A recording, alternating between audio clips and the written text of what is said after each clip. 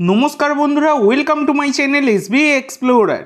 তো বন্ধুরা, আজকে আইএসএলের ম্যাচে মাঠে নেমেছিল মোহনবাগান এবং মোহনবাগানের প্রতিপক্ষ ছিল নর্থ ইস্ট ইউনাইটেড এফসি। তোমরা সকলেই জানো যে ম্যাচটা কিন্তু মোহনবাগান নর্থ ইস্টকে হারিয়ে বড় জয় পেয়ে গেল। তো ম্যাচটা নিয়ে যদি কথা বলা যায় তাহলে প্লেইং 11-এ আজকে 4টে চেঞ্জ করে মাঠে নেমেছিলেন মোহনবাগানের কোচ হাবাস। তোমাদেরকে আমি জানিয়েছিলাম 4 থেকে 5টা চেঞ্জ হবে, এটা হাবাস আগেই জানিয়েছিলেন। তো সেই রকম কিন্তু চেঞ্জ হয়েছিল। তো লিস্টন ফিরেছিলেন, এইদিকে কিন্তু কামিন্স এসেছিলেন সাদিকুর জায়গায়, এদিকে জনি কাউকেও প্রথম একাদশে সুযোগ পেয়েছিলেন। এইভাবে কিন্তু আজকে প্লেইং 11টা নামিয়েছিলেন হাবাস। তো মোহনবাগান আজকে প্রথম দিকে অনেকটাই অফ কালার লেগেছে। তো তোমাদেরকে আমি আগেই জানিয়েছি, হাবাসও চিন্তায় ছিলেন যে প্লেয়াররা যেহেতু রেস্ট খুব একটা পায়নি, রিকভার করার সময় পায়নি, তাই প্লেয়াররা কিভাবে খেলবে। তো সেটাই হচ্ছে ব্যাপার। মোহনবাগান কিন্তু একদম দীপেন্দু বিশ্বাসের একটা হ্যান্ডবল হয় পেনাল্টি বক্সের ভেতরে, যেটা কিন্তু পেনাল্টি পায় নর্থ ইস্ট।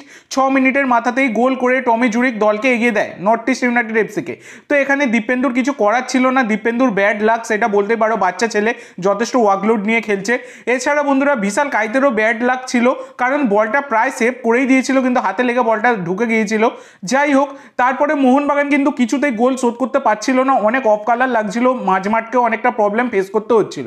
কিন্তু আসল খেলা শুরু হয় প্রথম হাফের অ্যাডেড টাইমে, যেখানে কিন্তু 45+1 মিনিটে প্রথম গোলটা দেন লিস্টন কোলাসো। দ্বিতীয় গোলটা হয় 45+4 মিনিটে, যেখানে জেসন কামিন্স। আজকে মোহনবাগান টোটাল 4টে গোল দিয়েছে, যেখানে কিন্তু 3টে গোলের অবদান ছিল এই জনি কাউকোর। তো অ্যাসিস্ট কিং হয়ে উঠেছেন জনি কাউকো। আউটস্ট্যান্ডিং পারফরমেন্স দিয়েছেন আজকের ম্যাচে। কি কোয়ালিটির প্লেয়ার, তাকে নিয়ে তো বলবার আর কিছু নেই, তোমরা সকলেই জানো তিনি কি কোয়ালিটির প্লেয়ার। তো তিনি কিন্তু সেটা মাঠেও প্রমাণ করে দেখিয়ে দিয়েছেন। তো আজকের ম্যাচের পর মোহনবাগান কিন্তু উঠে গেল পয়েন্টস টেবিলের 2 নম্বর স্থানে। এফসি গোয়াকে টপকে কিন্তু 2 নম্বরে উঠে গেল। মোহনবাগানের জন্য এটা একটা বড়ই সুখবর, সেটা তোমরা বলতেই পারে।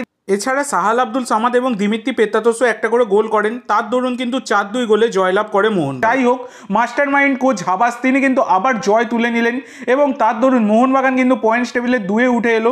তো তোমাদের কেমন লেগেছে সকলের ম্যাচটা অবশ্যই সকলে কমেন্ট করে জানিও। তো আজকের জন্য এইটুকু বন্ধুরা, ভিডিওটি ভালো লাগলে অবশ্যই লাইক করো, শেয়ার করো।